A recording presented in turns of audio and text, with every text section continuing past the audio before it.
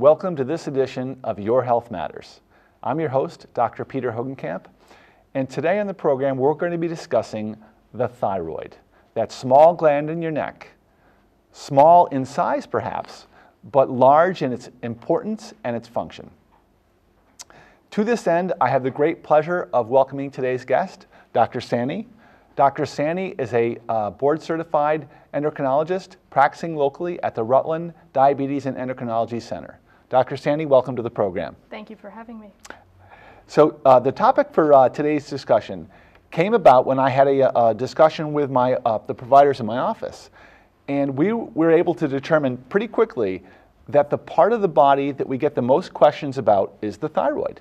People want to know what the thyroid is, what does it do, what does it not do, and what happens when the thyroid isn't functioning properly. So let's start off right there with the basics. What is the thyroid and what does it do? So the thyroid gland is a very small, but like you said, very important organ that is part of your endocrine system. It's a butterfly-shaped gland that sits at the base of your neck, right here. It's got two lobes, a right lobe and a left lobe connected by a little bridge. So it looks, in essence, like a butterfly. It is important for thyroid hormone production, and thyroid hormone is one of the basic metabolic hormones that keeps your body up and functioning. So it is important in a whole lot of metabolic conditions and regulation, and it has a lot of effects on your body. So when I'm talking to my patients about the thyroid gland, I date myself when I do this, and you probably don't even understand the reference because I think you're a lot younger than me, but I call it the underdog of glands. Small Underdog was a cartoon character when I was a kid. I know the term. Yes. I don't know the cartoon Have you character. never seen Underdog? No. It was pretty rudimentary, but Underdog was small but mighty. So that's about true. So the thyroid gland receives, it is, I guess in relative size comparison, it is smaller than the other organs in your body, but it has a very crucial role metabolically. It receives signaling from the pituitary gland, which if you were to draw two intersecting arrows where my fingers intersect, it would be about there. And the pituitary senses how your body is doing metabolically from a lot of different perspectives, one of them being your thyroid gland and your thyroid hormone status. And depending on that, it sends input to the thyroid gland. So the pituitary sends signals to the thyroid gland, and the thyroid gland is the factory that then produces thyroid hormone, which then goes into your body and has systemic effects on multiple things. And does everything. It does a lot of things. People will ask me, what does the thyroid gland do? I'm like, well, what does it not do? That's a great question. So I'm going to start with what it does, because it might be easier to answer than what it does not do. So it's important for how you're feeling, and it's important for your metabolism. I'm going to stop you right there, because people come in, and oftentimes, I'm a primary care doc, and they come in when they're not feeling well. Mm-hmm. And sometimes that's all they're telling me. Yeah. I don't feel well. Yes. And I'd like, well, can you be a little more specific than that? You're right. I see those patients too, and specificity. Yeah, that's right, because I send them to you. I do see them.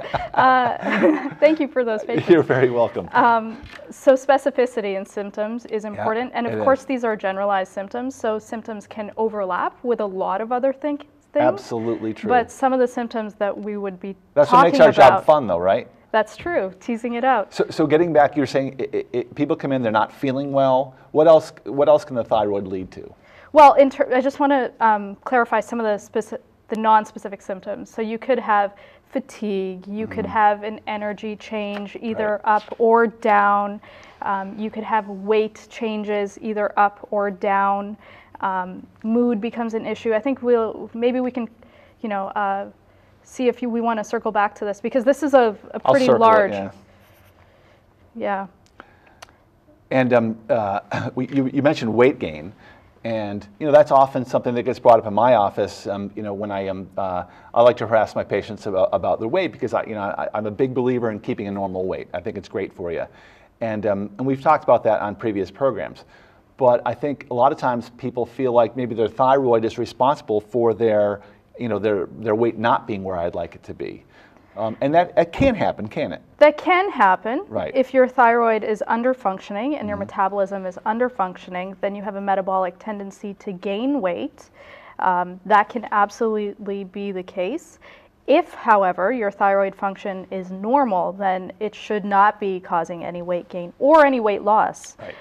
And it should So really if be somebody maintaining your weight. Right. So if somebody has a normal thyroid, by how we measure it, a normal thyroid test, Yes. then that's not responsible for their weight. There are tons of other things that it could be, but it wouldn't be your thyroid in that case. Right.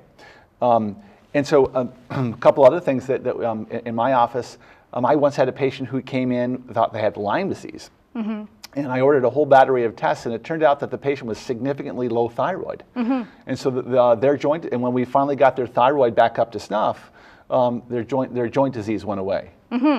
Bowel function. Yes. Cold intolerance. Yes. So a ton of the symptoms that we had kind of started to touch upon, but there are general constitutional symptoms as to how you're feeling. Right. So some of those can be energy, motivation, your mood can be Maybe affected. that's my problem. I haven't mowed the lawn in 3 weeks. I'm sure it's my thyroid. You should get a check. So energy, motivation, That's weight, a good one. things like your bowel function, things like your cardiac function. If you're having, it affects how your heart is beating. It affects your bone health. It affects your cognition. So thyroid hormone really goes to pretty much every organ in your body and activates those organs. So truly the underdog of glands, small but mighty. You know, we all have a favorite gland. I've sensed that you like the thyroid. Alrighty, so let's go and talk about just a little bit more about the how can you keep your thyroid gland healthy? So I'm a family doctor. I love preventative medicine, and I noticed that you do as well. I do. You have a focus in preventative medicine, which I think is wonderful. Are there ways that we can be proactive and keep our thyroid gland healthy? So things that you do for general health are going to be healthy for your thyroid gland as well. So from a general perspective of eating right, making sure you're getting your sleep, drinking plenty of water, exercising, those are true for pretty much everything. Low fat diet, a lot of veggies, high in fiber, that's good for any type of health maintenance. So if it's good for your body, it's good for your thyroid. With the added bonus of iodine is needed to produce thyroid hormone, and the metabolic active hormone is really contingent upon iodine. So we have, traditionally in Western societies not been iodine deficient because our salt contains iodine and because it's added in. Because we iodinize salt, that's right. Exactly, and there's salt in everything. We are considered a iodine plentiful iodine society, and there are iodine deficient countries which have much more incidence of thyroid disease. That said, that's how we used to be, but now there's a cultural shift in terms of using alternative forms of salt, not the traditional. Like Himalayan sea salt. Exactly, and some of those. Which has a nice pink color, and I love the flavor. And they're beautiful, Yeah. but some of those alternative forms of salt do not contain iodine because iodine is added in. Right. And so if you are not getting an iodine in your diet, you don't have the building blocks that you need in order to build thyroid hormone. So that is the only other added bonus to consider. I was baking the other day, and I pulled out the old blue Morton salt container, and I was reminded, that this is iodinized, and I was thinking to myself, like, the only time I ever use this is when I bake, because when I cook, I use this, this fancy grinder I got somewhere with the pink Himalayan, the Himalayan sea salt. Have you seen this stuff? I've seen it. Yeah, and I'm convinced it tastes better. But it doesn't have the iodine. But I was thinking that with all the other salt that's in the food already, there must be enough iodine. There probably is. Yeah. But to be honest, I don't know if you're eating prepackaged foods that contain salt already. I try not to. But if people are eating that, you don't know what type of salts they used. If they used iodized salt or non-iodized salt. If you go to your grocery store, you can actually buy Morton salt in either capacity. You can? You can. I didn't know that. So when you're reaching for salt, reach for the iodized salt. Right. Is that the one in the dark blue thing I don't remember the colors, but the packaging will say it. Okay, next time I go to the store, I'm going to look for that. Keep a lookout. Alrighty. And so what problems can be caused by thyroid disease? What are the general problems that people have with their thyroid, problems that you see, when people come to the office? So that's a great question. So some of the symptoms that when people are coming to me for evaluation, the most common complaints are difficulty losing weight for low thyroid. Mm-hmm. So let's talk about low thyroid and what that looks like. So underactive thyroid. Exactly. Yeah. So if your thyroid gland is not producing enough thyroid hormone, you are considered hypothyroid. That's the technical term for it. And if you have hypothyroidism, that symptom spectrum can be wide, depending on the severity of the hypothyroidism. But for most people, what they come in complaining of is difficulty losing weight, a little bit of perhaps memory confusion, decreased, they feel like they're slowing down. Yeah. Okay. Exactly. Their memory might not be as good. They're often really tired, fatigued, just running out of steam by the end of the day. So in the morning they might feel fine, but by the end of the day they're really just kind of burning out. And back to the motivation issue that we're talking about. Exactly. Your mood also can become affected, and so people may have some spectrum of depression, either mild or not so mild, depending on how they're doing. Those are the biggest things. Weight gain is gradual, is slow. But it can be really difficult, and even if you're eating right and you're getting in your exercise, the weight gain can persist. So that is usually what people are coming to me complaining of. Some of the other things you can have are constipation, dry skin, hair coarsening. Yeah. That's hard to know because, with the weather and winter coming on and the heaters coming on, it's hard to know if that's actually due to humidity, or if that's due, adequate water intake, or if that's actually due to thyroid. But those are the most common symptoms. I always ask people about skin changes, and everybody always says yes. Yes. So you got to take that with a grain of salt because the heaters are coming on. Right. It's winter time. So that is a little less of a slam dunk. And really, none of these symptoms are a slam dunk. It's looking at the constellation of everything because, other things such as vitamin D deficiency, anemia, actual depression can cause a lot of these symptoms as well. So you have to be able to try and put it all together. When patients come to my office, and oftentimes we have this little thing called a chief complaint, which is what the patient is coming into the visit. Are they here for a physical? Do they want a mole removed? What is the problem? And oftentimes the chief complaint will say thyroid problems. Yes. And I'll say, okay, so you have thyroid problems, and they'll say, well, I must have thyroid problems because I'm having these symptoms. Weight gain is one of them, but oftentimes, probably the most common is just they're exhausted, and it's very easy, for me anyway, to say, well, all right, we're going to consider this. We'll check a thyroid test, and when the blood test comes back normal, what you were saying before, that pretty much rules out the fact that they're having thyroid issue. Yeah. The good thing about your hormone status is, they're not actually as esoteric and mystical as sometimes we think. Yeah. There are tons and tons and tons of population epidemiologic studies that we've done so that we know what is normal. And we've done tons of research into this. And yes, normal can be slightly different from an individual to individual basis, but for the entire population, we have a good idea as to how your metabolism should run. And these are things that we can easily measure. That we can easily measure. Exactly. Right. So it's easy to know if it is your thyroid or if we need to look elsewhere. Right. So we were talking about the specificity and non-specificity of these symptoms. Oftentimes when people come in with the fatigue and they're thinking it's the thyroid, oftentimes it ends up being, especially in my patients who are mostly male, it ends up being sleep apnea. So in other words, they're feeling poorly, and they're feeling poorly because they're not sleeping well. Right. And I don't want to talk too much about sleep apnea because I've already scheduled it as one of the topics of a future program. So we'll stay tuned. All right, so what about on the other side of the spectrum if somebody has an overactive thyroid? So an overactive thyroid, sometimes people really like because you're losing weight. Right. So all the opposite of... All the opposite, It's right. the exact opposite. So this is the spectrum where you're losing weight, you've got a lot of energy, you've actually have way too much energy. You might not be sleeping because you don't really feel the need to sleep. And rather than feeling on the border of depression, you might actually be a little jittery, almost be a manic, little, yeah. a little bit, and Yeah. actually Energetic. Yeah. And sometimes people don't notice themselves their mood changes, but friends and family will pick up on it, and they'll say you're more irritable. So a big irritability, a little bit of snappiness. Okay. Those are some of the mood symptoms that we see. Tremors. Shaking, depending on how bad it gets, you can have cardiac arrhythmias, which is an irregular heartbeat, and that can have serious effects on your health.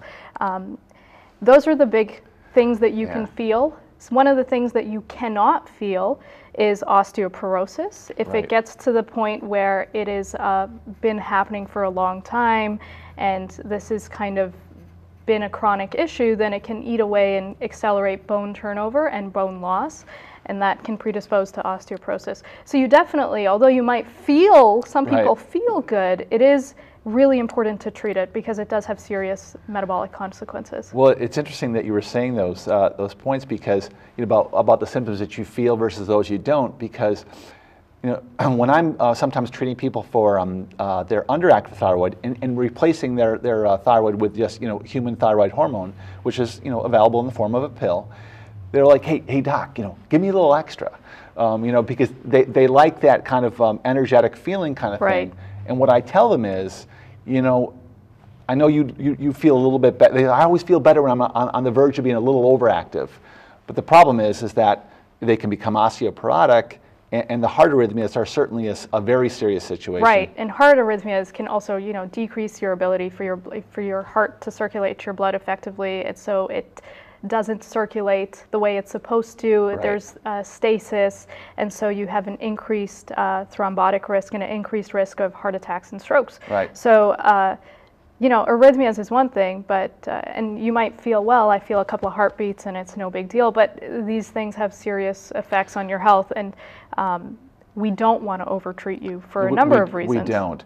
I always think back about George Bush and his wife Barbara Bush. Both of them had atrial fibrillation, which is a common heart arrhythmia that's oftentimes from overactive thyroid. Yeah, you're right. I don't remember, and I may be wrong on this, but I thought that Barbara Bush also had thyroid issues, but then again, I might be speculating.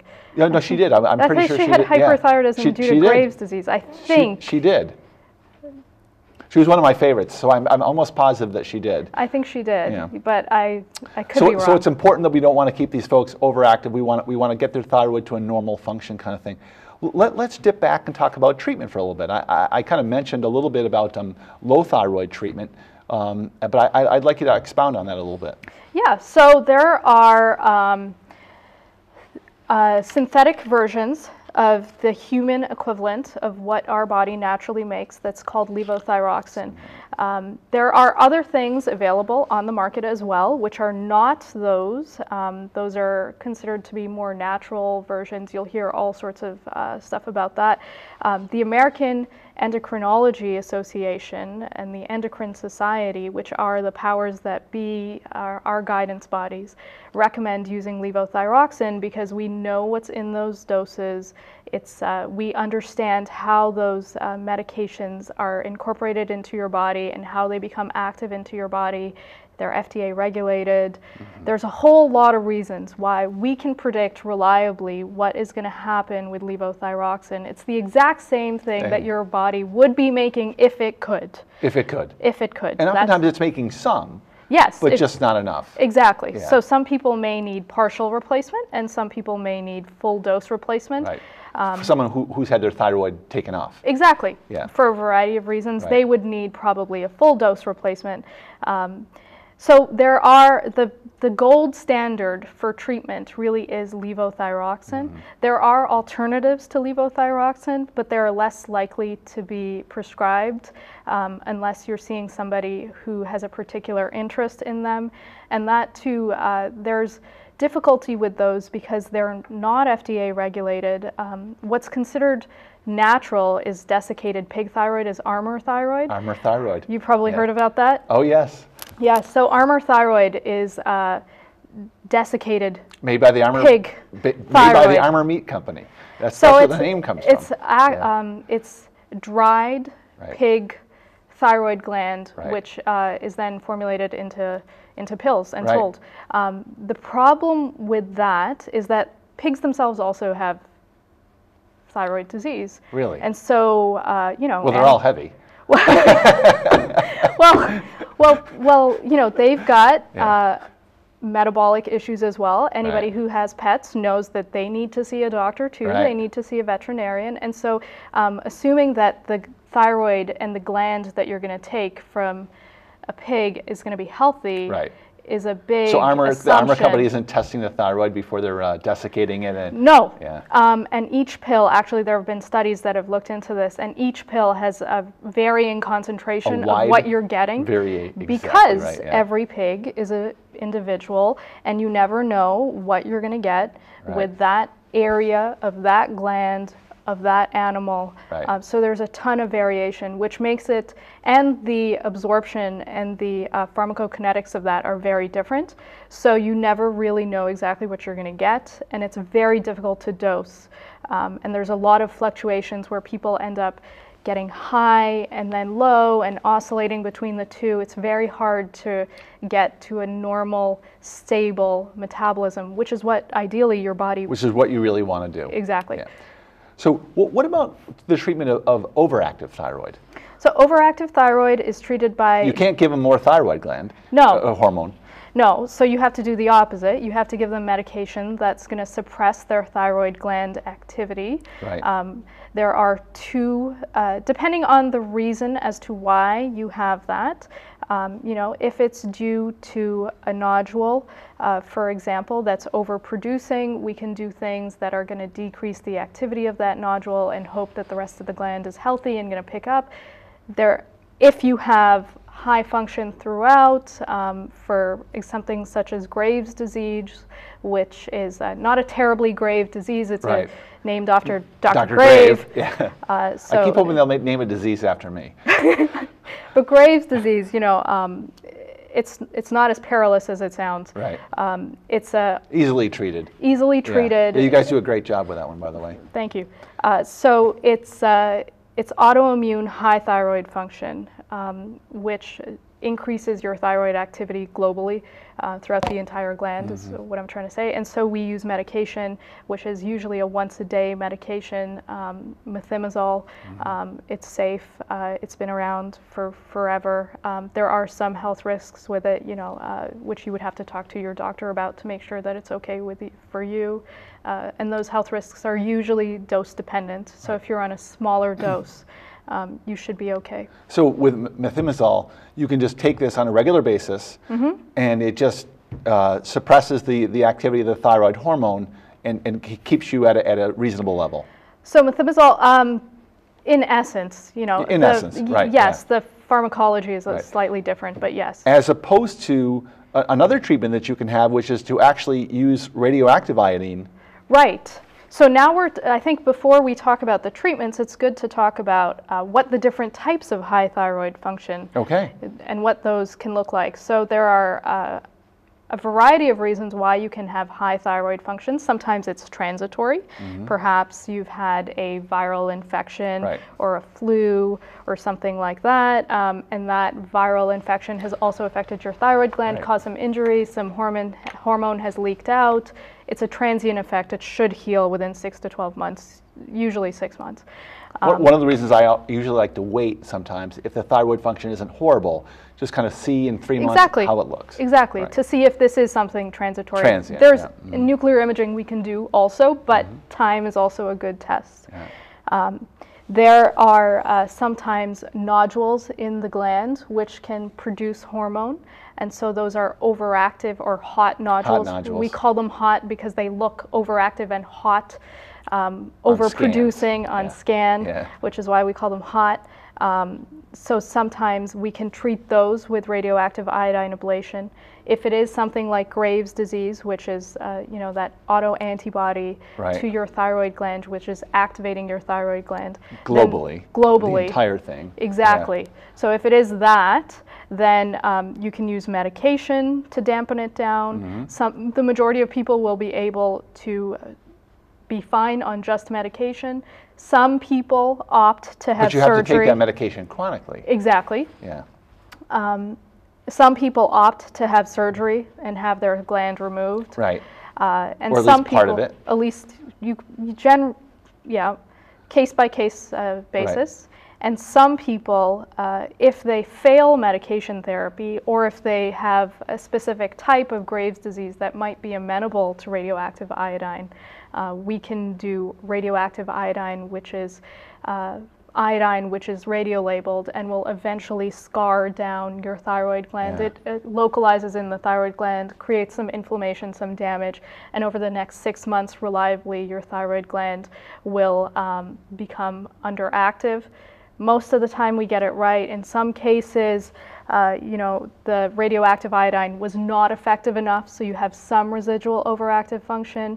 The majority of cases, it was too effective, Right. and you have underactive thyroid function. Which is easy to make up for. Exactly. Either way, you're looking at a pill either to replace back the hormone that you are not able to produce, which is levothyroxine, so Right. supplement back.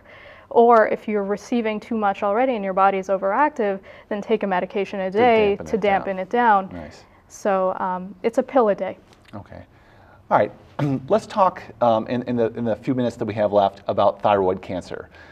I was, my patients are always asking me about cancer of this, cancer of that. I think we have a kind of cancer-phobic society, and the thyroid does have cancer that's associated with it.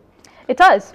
So thyroid cancer incidence over the last 10, 20 years has really gone up in the US, and that doesn't necessarily mean that people are dying more of cancer. But they're getting it more. Well, we are finding it more. Finding it more. So this is the classic case of what we call overdiagnosis, because over the last, I believe it's 10 years or so, if you look at population epidemiologic data, we have been finding more and more cases of thyroid cancer. We're great at finding stuff. We are, but people have not been dying more. Right.